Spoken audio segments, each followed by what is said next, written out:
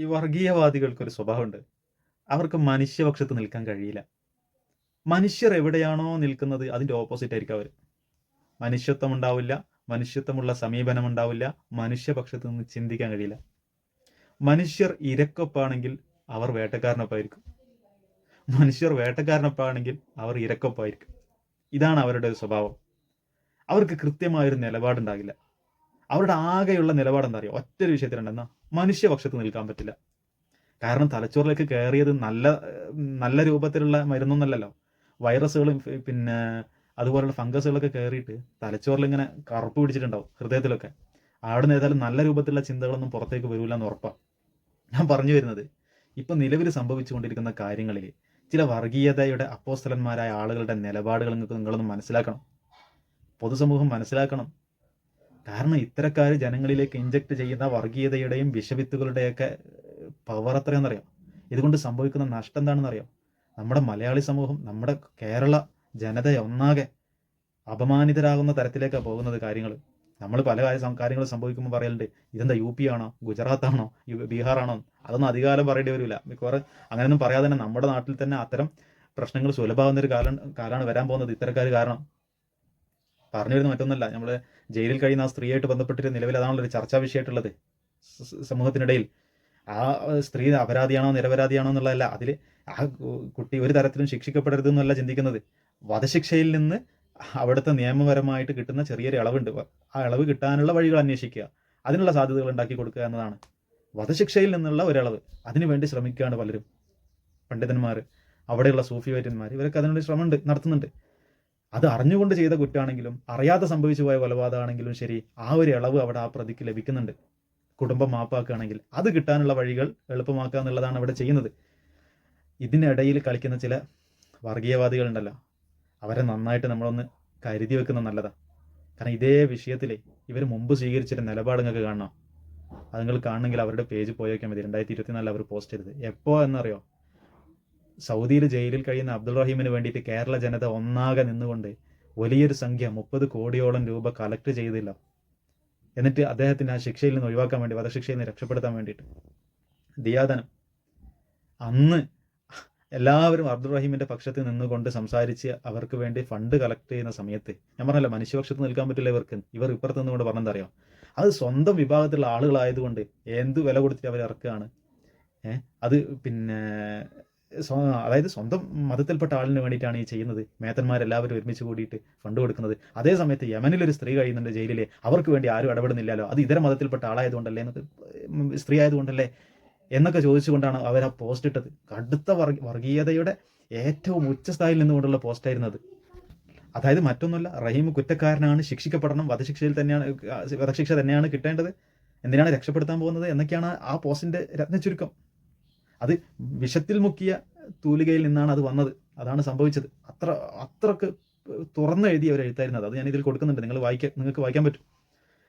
അതായത് അന്ന് 2024 പറയാണ്, യമനിൽ കഴിയുന്ന ആ സ്ത്രീക്ക് വേണ്ടി എന്തുകൊണ്ട് ശബ്ദിക്കുന്നില്ല?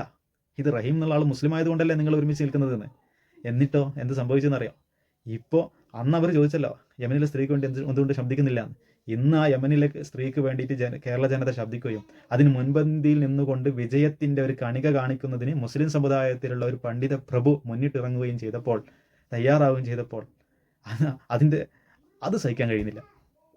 അപ്പോൾ എന്തായെന്ന് പറയാം അവരുടെ തീരുമാനം? ഇത് കണ്ടോ. അതായത് ഇപ്പോൾ നിമിഷപ്രിയ കുറ്റക്കാരിയാണ്. അവരിപ്പോൾ സോഷ്യൽ മീഡിയയിലൊക്കെ പറഞ്ഞിട്ടുണ്ട്, അവരുടെ പ്രസ്താവന വന്നിട്ടുണ്ട്, കൊടും ക്രിമിനലാണ്, ശിക്ഷിക്കണം എന്നൊക്കെ. അതായത് ഇപ്പം ആ സ്ത്രീക്ക് എതിരായിട്ടാണ് ഇവരുടെ പ്രസ്താവനകൾ. ഇവിടെ നിന്ന് കറക്റ്റ് നമുക്ക് മനസ്സിലായി, ഇങ്ങനത്തെ ഒരുപാട് ഉദാഹരണങ്ങൾ നമുക്ക് മുമ്പിലുണ്ട്. പക്ഷെ ഈ ഒരു പ്രത്യേക സംഭവം എടുത്ത് പറയാനുള്ള കാരണം, നമുക്കിപ്പോൾ നിലവിൽ അവരെ കുറിച്ച് മനസ്സിലാക്കാൻ ഈ ഒറ്റൊരു ഉദാഹരണം മതി. ഒരേ വിഷയത്തിലുള്ള രണ്ട് നിലപാട് മാറിയത് എപ്പോഴാണ് അറിയാം? ഇതിൽ ഗുണപരമായ ഇടപെടൽ നടത്തിയത് തങ്ങൾ ഇഷ്ടപ്പെടാത്ത സമുദായത്തിൽ നിന്നുള്ള ഒരാളായിപ്പോയി. അതാണ് ഇവർക്ക് വന്ന ഏറ്റവും വലിയ ഒരു സങ്കടം. അതുകൊണ്ട് മാത്രമാണ് ഇവർ ഇപ്പോൾ ഓപ്പോസിറ്റ് നിൽക്കുന്നത്. അതാണ് ഞാൻ നേരത്തെ പറഞ്ഞത്, ഇവർക്ക് മനുഷ്യപക്ഷത്ത് നിൽക്കാൻ പറ്റില്ല. മനുഷ്യർ ഇരക്കൊപ്പാണെങ്കിൽ ഇവർ പ്രതിക്കൊപ്പായിരിക്കും, മനുഷ്യർ പ്രതിക്കൊപ്പാണെങ്കിൽ ഇവർ ഇരക്കൊപ്പായിരിക്കും. മനുഷ്യപക്ഷത്ത് നിന്ന് ചിന്തിക്കാൻ കഴിയില്ല ഇവർക്ക്. അതിൻ്റെ ഏറ്റവും വലിയ ഉദാഹരണമാണിത്. ഇങ്ങനത്തെ ഒരു ടീമൊന്നല്ല, പല ആളുകളുണ്ട്. അത് സമൂഹത്തിൻ്റെ ഉള്ളിൽ നുഴഞ്ഞു കയറിക്കൊണ്ട് പല വിധത്തിലുള്ള സ്വാധീനം ജനമനസ്സുകളിലേക്ക് ഉണ്ടാക്കിയെടുക്കാനുള്ള ശ്രമങ്ങൾ ഇപ്പോൾ നല്ല സജീവമായി നടന്നുകൊണ്ടിരിക്കുക. ഒരുപാട് ആളുകൾ അതിൽ പെട്ടുപോയിട്ടുണ്ട്. നമ്മളുടെ ഇത്തരത്തിലൊക്കെയുള്ള ജാഗ്രത, ഇവരോടൊക്കെ കാണിക്കുന്ന ജാഗ്രത കാരണം അവർ ഇതിനോട് അനുകൂല സമീപനം തോന്നുന്ന ആളുകളുണ്ടല്ലോ, ആ ആളുകൾക്ക് ഇതിൽ നിന്ന് പിന്തിരിയാൻ തോന്നണം. അവരേതായാലും പറഞ്ഞ് മനസ്സിലാക്കാൻ പറ്റില്ല. കാരണം ഞാൻ മുമ്പ് വീഡിയോയിൽ പറഞ്ഞിരുന്നു, അവർ ഹൃദയത്തിന് അടപ്പിട്ട് വെച്ചവരാണ്. അതിലേക്ക് ഒന്നും അവർക്ക് ഉൾക്കൊള്ളാൻ കഴിയില്ല. പ്രത്യേകിച്ച് നല്ല ഒരു കാര്യം അവർ ഉൾക്കൊള്ളില്ല, മനസ്സിലാക്കൂല. അതാണ് ഇതിൻ്റെ ഏറ്റവും വലിയ ഒരു സത്യം. മറ്റൊരു കാര്യം എന്താ അറിയാം, നമ്മളൊക്കെ മനസ്സിലാക്കേണ്ട ഒരു കാര്യമാണ്. കാരണം ജനം പക്ഷത്ത് നിന്നുകൊണ്ട്, മനുഷ്യപക്ഷത്ത് നിന്നുകൊണ്ട് സംസാരിക്കുകയാണ് നമ്മൾ ഇവിടെയുള്ള ബഹുഭൂരിഭാഗം ആളുകളും. അപ്പോൾ ഇങ്ങനെയുള്ള ടീം ഇവർ വന്നിട്ടാണ് ഒരു വിഭാഗത്തെ ഒന്നാകെ തീവ്രവാദത്തിൻ്റെയും ഭീകരവാദത്തിൻ്റെയും വർഗീയതയുടെയൊക്കെ ചാപ്പ കുത്തിക്കൊണ്ട് ഒറ്റപ്പെടുത്താൻ ശ്രമിച്ചത്.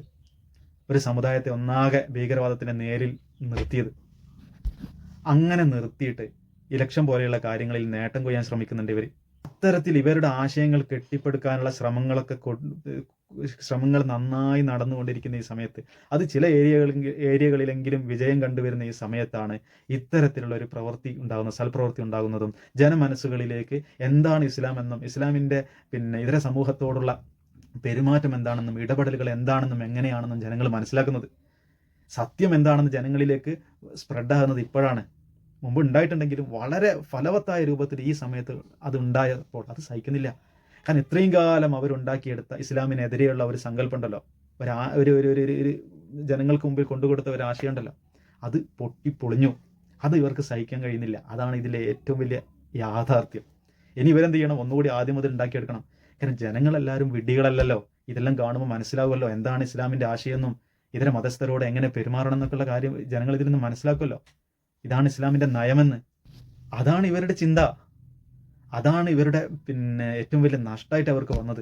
ജനങ്ങൾ സത്യം മനസ്സിലാക്കുന്നു വന്നത്. കാരണം ഇനി മനുഷ്യപക്ഷത്ത് നിന്ന് ചിന്തിക്കാനും സമുദായത്തിൻ്റെ നയങ്ങൾ എന്താണെന്ന് കൃത്യമായി മനസ്സിലാക്കാനും ജനങ്ങൾ തയ്യാറാവും. ജനങ്ങൾ മനസ്സിലാക്കി. കാരണം ഇപ്പോൾ ഈ നിലപാടിൽ കാന്തപുരം ഉസ്താദിനെ അഭിനന്ദിക്കാൻ മുൻപന്തിയിലുള്ളത് മുസ്ലിങ്ങൾ മാത്രമല്ല, എല്ലാ വിഭാഗങ്ങളിലുള്ള ആളുകൾ വരികയാണ്. ഇതെങ്ങനെ സഹിക്കും? അത് മാത്രമാണ് ഇവിടുത്തെ വിഷയം.